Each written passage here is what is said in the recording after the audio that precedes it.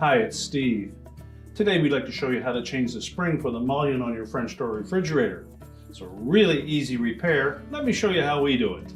So first step will be to open up the left-hand door, and then we'll flip open that mullion, and that will expose the spring that we're going to change if it's still intact. Now if you need to remove the old spring, it's easier to take a pair of needle nose pliers, and we'll grasp the end that fits into the hinge that is attached to the inner door liner. And we'll pull up on that until it clears the hole in that lower hinge. You can then pull the spring out of the center mullion.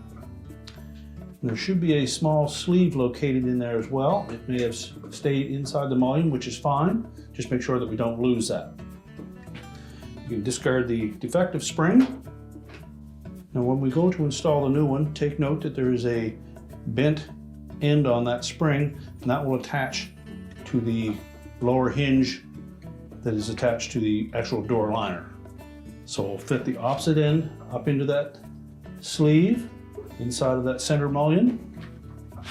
Again, we'll take our pliers, we'll bend that spring up enough that we can line up the bottom end of that with the opening.